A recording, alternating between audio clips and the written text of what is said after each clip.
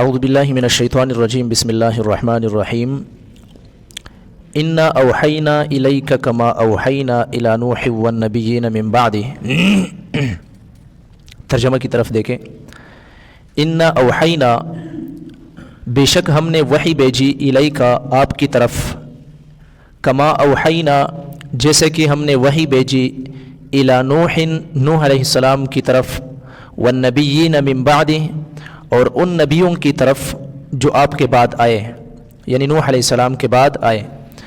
وَأَوْحَيْنَا اور ہم نے وحی کی، إِلَىٰ ابراہیم ابراہیم علیہ السلام کی طرف، وإسماعیل اور اسماعیل علیہ السلام کی طرف، وإسحاق اور اسحاق علیہ السلام کی طرف، ويعقوب اور یعقوب علیہ السلام کی طرف، والاسباط اور ان کے اولاد کے در اولاد، یعنی یعقوب علیہ السلام کے اولاد کے در اولاد، وعیسیٰ اور عیسیٰ علیہ السلام کی طرف، وایوب اور ایوب علیہ السلام کی طرف، ویونس اور یونس علیہ السلام کی طرف، وہارون اور ہارون علیہ السلام کی طرف، وسلیمان اور سلیمان علیہ السلام کی طرف، وآتینا اور ہم نے دی داود علیہ السلام کو زبور، ورسلا قد قصصناہم اور کئی رسول ہیں، قد قصصناہم تحقیق ہم نے ان کے حالات بیان کیے ہیں، علیک آپ پر، من قبل اس سے پہلے، ورسلا اور کئی رسول ایسے تھے، لم نقصصہم علیک کہ ہم نے آپ کے اوپر ان کے حالات بیان نہیں کیے، وکلم اللہ اور اللہ جل جلالہ نے کلام کیا، موسیٰ علیہ السلام کے ساتھ تکلیمہ کلام کرنا. آیات کے شروع میں یہ ایک سوال کا جواب ہے. اس سورت کے شروع میں اہل کتاب کا ذکر ہوا تھا کہ انہوں نے سوال کیا تھا رسول اللہ صلی اللہ علیہ وسلم سے کہ اگر آپ حقیقت میں نبی ہیں تو آپ اکٹھا قرآن لے کر آؤ. یسألک اہل الکتاب ان تنزل علیہم کتابا من السماء، کہ آپ سارا کا سارا قرآن یہ اکٹھا لے کر آؤ، پورا قرآن نازل کر دو. اگر آپ حقیقت میں نبی ہیں، یہ کیا بات ہے کہ کبھی ایک آیات سنا دی، کبھی دو آیاتیں سنا دی، کبھی ایک رکوع سنا دیا؟ ہم ایسے نہیں مانتے، ہم ایسے آپ کو نبی نہیں مانیں گے جب تک کہ آپ پورا قرآن لے کر نہ آئے. اس آیات مبارکہ کے اندر اس سوال کا جواب ہے. اللہ جل جلالہ ارشاد فرماتے ہیں کہ انا اوحینا الیک کما اوحینا، کہ ہم نے وحی بھیجی الیک آپ کی طرف، یا رسول اللہ ہم نے آپ کی طرف وحی بھیجی ہے. کیسے؟ کما اوحینا الی نوح، جیسے کہ ہم نے وحی بھیجی تھی نوح علیہ السلام کی طرف. اب دیکھیں یہ اہل کتاب جو تھے، یہود نصارہ، یہ نوح علیہ السلام کو نبی مانتے ہیں، موسیٰ علیہ السلام کو نبی مانتے ہیں، یونس علیہ السلام کو نبی مانتے ہیں، ابراہیم علیہ السلام کو، اسماعیل علیہ السلام کو، یوسف علیہ السلام کو، یعقوب علیہ السلام کو، ان انبیاء کو یہ انبیاء مانتے ہیں. تو اگر یہ ان انبیاء کو انبیاء مانتے ہیں تو ان انبیاء کے اوپر پوری کتابیں نازل نہیں ہوئی، بلکہ پوری کتاب جو نازل ہوئی ہے وہ قرآن مجید ہے، جو توڑی توڑی نازل ہوئی ہے. اسی طرح تورات ہے، اسی طرح انجیل ہے، اسی طرح زبور ہے. باقی تو صحائف نازل ہوئے ہیں، کسی نبی کے اوپر مطلب تھوڑا، کسی کے اوپر تھوڑے سے زیادہ.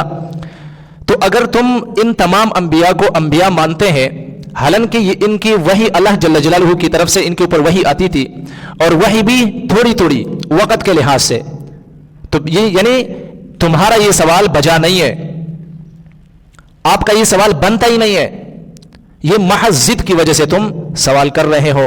تو اللہ جل جلالہ فرماتے ہیں انا اوحینا الیک، کہ بے شک ہم نے وحی بھیجی الیک یا رسول اللہ آپ پر، آپ کی طرف ہم نے وحی بھیجی.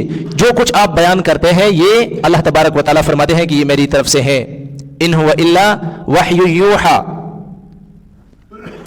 کما اوحینا الی نوح، جیسا کہ ہم نے وحی بھیجی نوح علیہ السلام کی طرف، والنبیین من بعد اور ان تمام انبیاء کی طرف جو یعنی نوح علیہ السلام کے بعد تشریف لائے، جتنے بھی پیغمبر آئے، یعنی ان کی تعداد معلوم نہیں ہے. جتنے بھی انبیاء تشریف لائے ہیں ان سب کی طرف اللہ تبارک و تعالیٰ نے وحی بھیجی ہے. کسی کے اوپر کتاب نازل کی ہے اور کسی کے اوپر صحیفے نازل کیے ہیں, اور کسی کو اللہ تبارک و تعالیٰ نے اس حساب سے لوگوں کو سمجھانے کے لیے جبریل امین علیہ الصلوۃ والسلام کے ذریعے سمجھایا ہے کہ اپنی امت کو اس انداز میں سمجھائے اور رہنمائی کرے.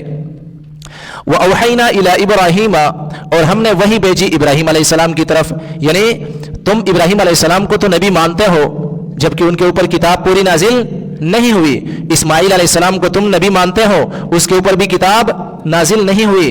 اسحاق علیہ السلام, یعقوب علیہ السلام, اور پھر اسی طرح ان کے اولاد در اولاد, یعنی ان کے اولاد میں یعقوب علیہ السلام کے اولاد کو بنی اسرائیل کہا جاتا ہے. تو ان کے بنی اسرائیل میں جتنے بھی انبیاء آئے سب کے اوپر اللہ جل جلالہ نے وہی بھیجی ہے, لیکن کتاب, پوری کتاب کسی بھی پیغمبر کے اوپر نہیں اتری. وعیسیٰ وایوب ویونس وہارون وسلیمان, کہ یہ بھی تو انبیاء تھے, انہی کو بھی تم نبی مانتے ہو, لیکن کسی کے اوپر پوری کتاب نہیں اتری. وآتینا داود زبورا, اور ہم نے دی داود علیہ السلام کو زبور. اگلی آیات میں اللہ رب العزت رسول اللہ صلی اللہ علیہ وسلم کے علم کے متعلق بیان فرما رہے ہیں کہ آپ صلی اللہ علیہ وسلم کو علم کتنا تھا. یہ آیات صراحتاً یہ اس بات پر دلیل ہے. وَرُسُلًا, اور کئی رسول ایسے ہیں, قد قصصناہم, کہ تحقیق ہم نے کچھ حالات ان کے بیان کر دیے, علیک, آپ پر. یعنی یہاں اللہ تبارک و تعالیٰ یہ فرمانا چاہتے ہیں کہ یا رسول اللہ, ہم نے آپ کو جتنا علم دیا ہے وہ کچھ ہے, ہم نے کچھ انبیاء کا علم آپ کو نہیں دیا, یعنی کچھ انبیاء کے بارے میں آپ کو نہیں بتایا. تو قد قصصناہم, تحقیق ہم نے حالات بیان کیے ہیں, علیک, آپ پر, من قبل, جو اس سے پہلے تھے, یعنی جتنے انبیاء پہلے گزر چکے ہیں ان میں سے کچھ کا علم ہم نے آپ کو دے دیا, کچھ کے بارے میں ہم نے آپ کو بتا دیا. وَرُسُلًا لَمْ نَقْصُصْهُمْ عَلَيْكَ, اور کئی انبیاء ایسے ہیں لم نقصصہم علیک, کہ ہم نے ان کے حالات آپ کے اوپر بیان نہیں کیے. اس لیے آپ صلی اللہ علیہ وسلم نے تمام انبیاء کے حالات بیان نہیں فرمائے. اس لیے کہتے ہیں کہ انبیاء کرام علیہ الصلوۃ والسلام کی تعداد کسی کو معلوم نہیں ہے, یعنی کم و بیش 1,24,000, کم بھی ہو سکتے ہیں, زیادہ بھی ہو سکتے ہیں. کوئی بھی شخص یعنی یہ تعین نہیں کر سکتا کہ یہ اتنے ہیں, یعنی 1,24,000 ہے یا 1,00,000 ہے, یہ کوئی نہیں کہہ سکتا. یعنی تقریباً کہیں گے, کم و بیش کہیں گے. اس لیے کہ آپ صلی اللہ علیہ وسلم نے تعداد نہیں بیان کیا. جب آپ صلی اللہ علیہ وسلم نے تعداد بیان نہیں کیا تو ہم بھی بیان نہیں کر سکتے. وَكَلَّمَ اللَّهُ مُوسَى تَكْلِيمًا, اور کلام کیا اللہ تبارک و تعالیٰ نے موسیٰ علیہ الصلوۃ والسلام کے ساتھ. دیکھو, موسیٰ علیہ الصلوۃ والسلام خود کوہ طور پر گئے کلام کے لیے کہ مجھ سے اللہ تبارک و تعالیٰ کلام کرے.